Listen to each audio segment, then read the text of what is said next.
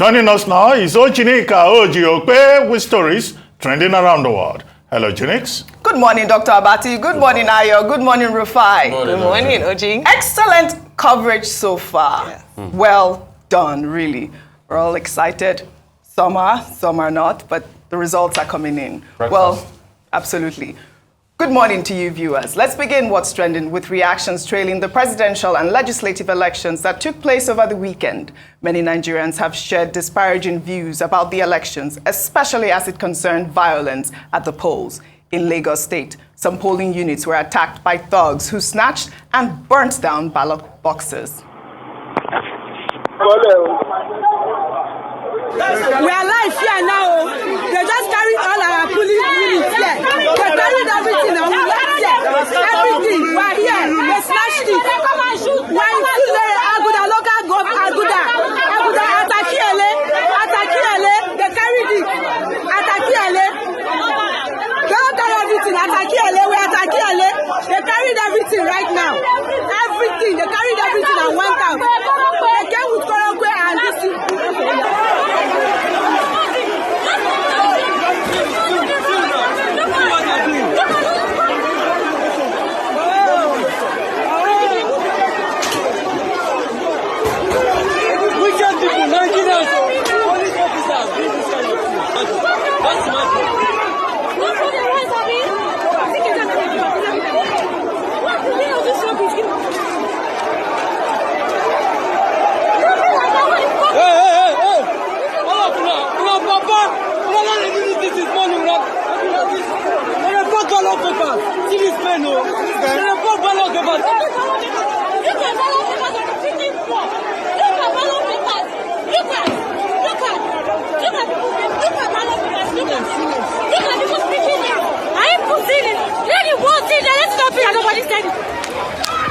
Hey! Oh my God! What is wrong with this place? Hey! Oh my God! Stop it! Oh my God! Stop it!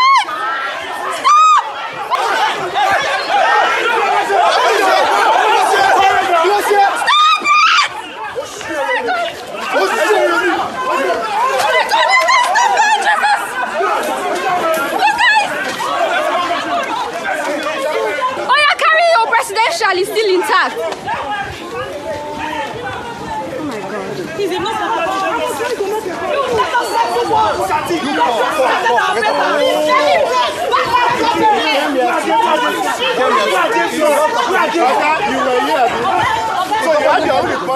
You write a report. Yes. Well, in the meantime, Benjamin Hundeyin, the public relations officer for the Nigerian police, while responding to the viral video showing those police officers standing by while thugs disrupted a polling unit, in a tweet said, "What exactly did you want two unarmed police officers to do in this scenario?" Everyone agreed from the onset that armed officers will not be at polling units so as not to scare voters away while awaiting armed backup. They observed diligently. Dr. Abati, correct me if I am wrong. I believe this month, February 14th, I believe, Buhari unveiled this catchment of, ammunitions, riot squad gears, and they promised us that they were going to be there to secure the elections. We saw thugs running away with ballot boxes and police officers were just standing by. The polling units, everybody knew where the polling units were the whole time. Why weren't police officers, probably armed or not, deployed there to guard those units? This was just unnecessary. This ballot box snatching was completely unnecessary. Well, let's even dial back. You recall that last year, President Buhari attended police officers' retreat in Owerri, Imo State. And on that occasion, he promised that he will provide the wherewithal to make sure that the police will be able to discharge their responsibilities during this election. Then, of course, he charged them. He said what he expected from them was professionalism. And then on the occasion of the commissioning of this equipment being shown, facilities being shown on the screen, the president again reiterated his charge to policemen.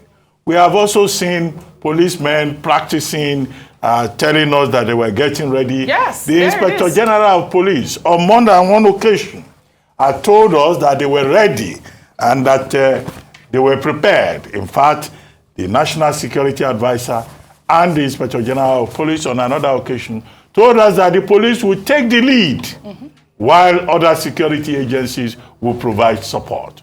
Then what did we see on election day, on Saturday? The policemen were either nowhere to be found or where they were available, right in the presence of the policemen. People were intimidating voters. Thugs were attacking voters. Thugs were cutting away ballot boxes. Thugs were collecting ballot boxes and setting them ablaze. And these policemen, nobody could find them. Where they were present, they became spectators. They were standing arm akimbo, just watching the violation of the rule of law. And these are supposed to be law enforcement officers. That is counter to all the promises made by the Inspector General of Police. That is, contrary to the professionalism that the President of Nigeria demanded of them. So Benjamin Hundeyin, spokesperson for the police, is now saying, what were they supposed to do? I can't believe it. No, they were supposed to go to polling booths and be taking photographs and be dancing. After Nigeria had bought them new uniforms. Absolutely. I saw some catering officers from the police force the other day. Dr. Wati, they were not catering officers. Who were doing parade. Where were they? New uniform. Yes. A lot of money. I wouldn't be surprised if they went to polling units with pepper soup and jollof rice and were distracted. ACP Odubono, the Assistant Commissioner of Police in Lagos, he was on this station.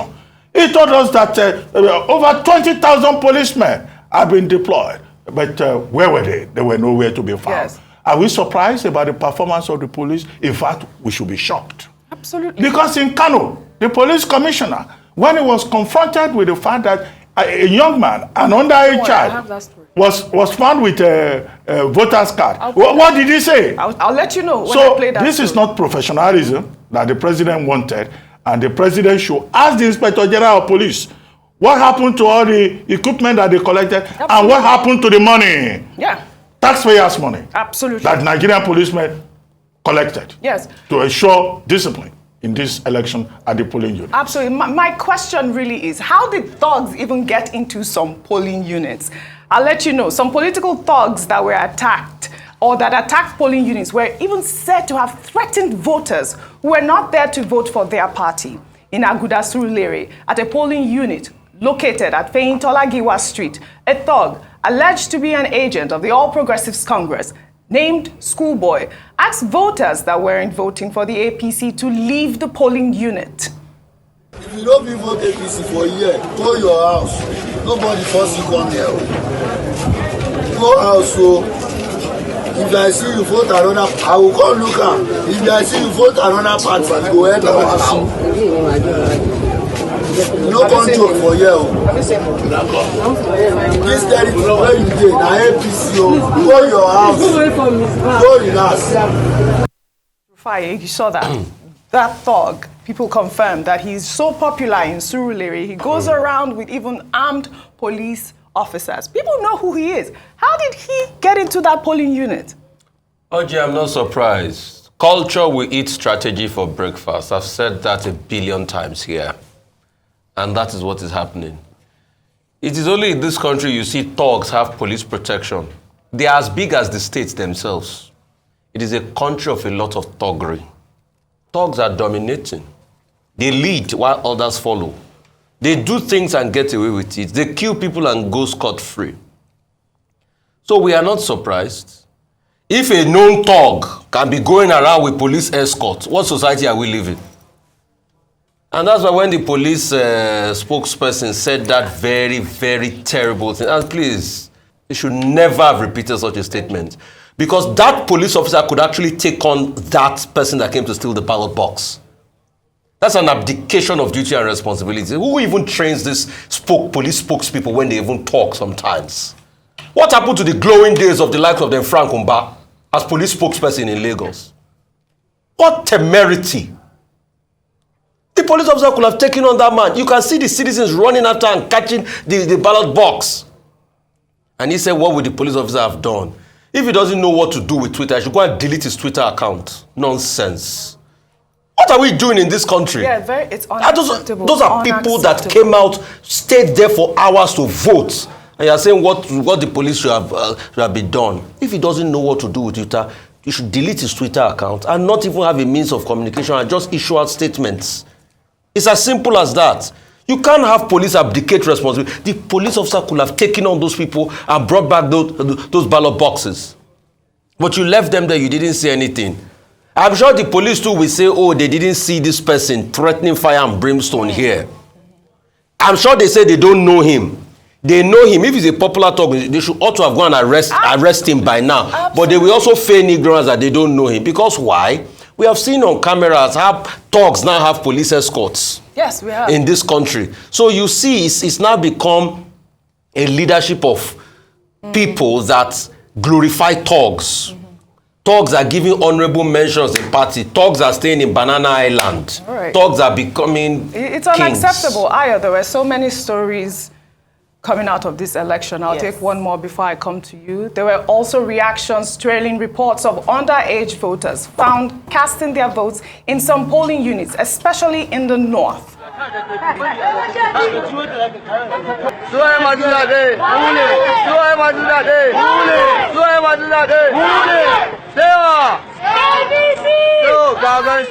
Videos of young voters showing off their voter cards were also captured in the east. In Kano State, a video of a young boy showing off his PVC made the rounds on social media. He was also seen with the new 1,000 naira note when the police commissioner in the state was asked why underage voters were found at the polling units. He said there was no way of telling if someone was a minor.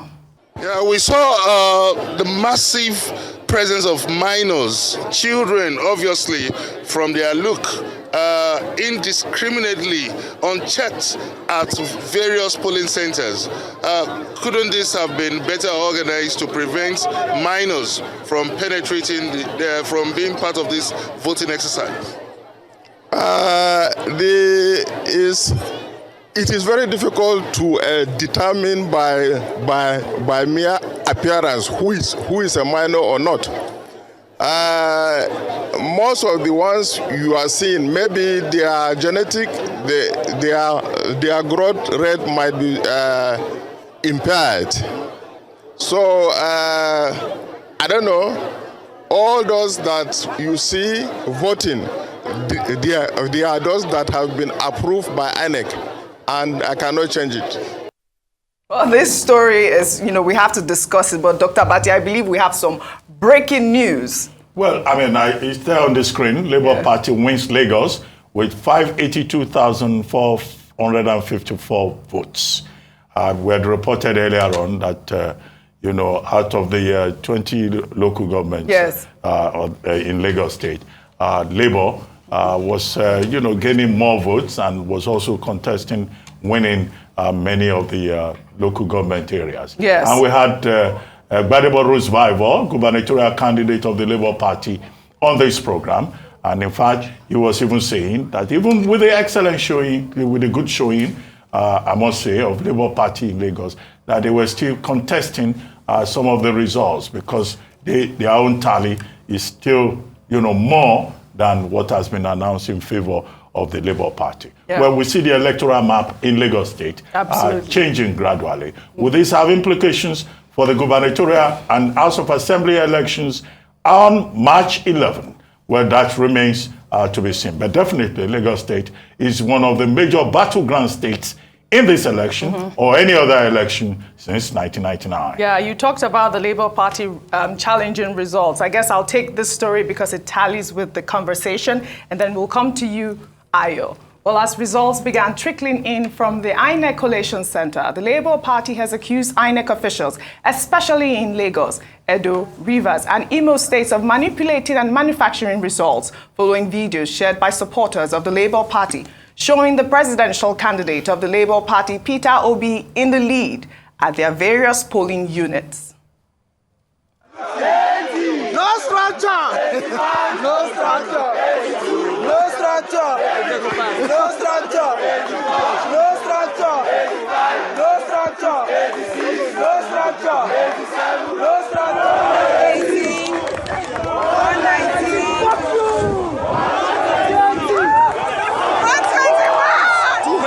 247, 248, 249, 250! Oji, 319, 320, 321, 322, 323, 453, 454, 455, 456! Well, all right. The record is there. I mean, most of those videos were, from supporters of the Labour Party in Lagos, and they were, sending out these videos on social media showing, where Peter Obi was in the lead at their various polling units. But we discussed two stories. One was the fact that there were a lot of underage voters. Some were found in the east, some were found in the north. Most were found in the north. There were also reports of people thumbprinting, in the north, children being made to vote. What's your take on that? Okay, so there are many things that have come, responses from the assessment of these elections. A number of criticisms. In fact, we've had quite a full time this morning discussing and assessing INEC's conduct of this election, one of which, of course, is what you saw there, where we had underage voters who had PVCs. So let's say, for instance, they came to the polling unit and they were unable to vote or for some reason. But because they had their PVCs, it was quite a challenge because the Commissioner of Police himself said that they had PVCs and that he couldn't ascertain by just looking at them. So many criticisms trailing this, and of course that consequently meaning that parties were not confident in the results that came forward. So for instance, the Labour Party has come out, the PDP has criticized the fact that results were not transmitted to the IREV portal as promised by INEC prior to the elections. These are the big issues that have come forward. So even with this result from Lagos State, as Dr. Bati had talked about, there's a little over 10,000 margin between Labour Party and the APC. And the Labour Party members are saying they're rejecting it, that the margins are too small because they do not have confidence in what the final result was. So it's quite sad, and that's what's marred this elections. Absolutely. Well, I'd like to end What's Trending with my submission on the electoral process of Saturday's presidential and National Assembly elections. I watched as many Nigerians express frustration over what some have described as the worst election since Nigeria returned to democratic dispensation in 1999.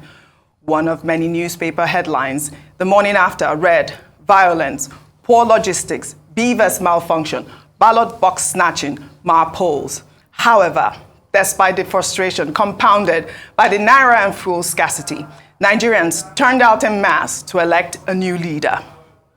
Edifi Bina Jennifer, a female voter who many have described as the hero of the election, suffered facial injuries after being attacked by political thugs while expressing her voting rights at a polling unit in Surulere, Lagos. Despite her injuries, she forged ahead to cast her vote. While Edifi's attack was just one of many reported in Lagos and across the country. But what are the security agents saying? In Kano State, underage voting was reported, but the state's commissioner argued that there is no way of telling if a person is underage by their appearance, and that for all you know, the person may be stunted. Once again, INEC has fallen short of expectations. The commission had 4 years to plan this election, but what was observed was a reoccurrence of the failure many Nigerians have complained about. Elections did not hold in some polling units, and there were allegations that supporters of the Labour Party were deliberately disenfranchised by thugs mobilized to disrupt their stronghold in Lagos. There were complaints of many polling units that staff of INEC arrived late or were not even mobilized. At the end of the day, there were delays in uploading polling unit results for the presidential election on the INEC election results viewing portal, IREV. INEC's chairman held his last briefing on Sunday at around 6 p.m. Alas, there was no apology. Instead, results of the presidential election collated across the country were announced to the dismay of many. At a point, one party agent challenged the result announced as they did not tally with the results recorded at her polling unit. Here are my questions. Do Nigerians deserve a credible election? Did INEC conduct a credible election? Well, the answer lies with the chairman of the Independent National Electoral Commission, Professor Mahmood Yakubu. Nigerians await. Well, that's all I have for you on What's Trending today. I'll see you all tomorrow.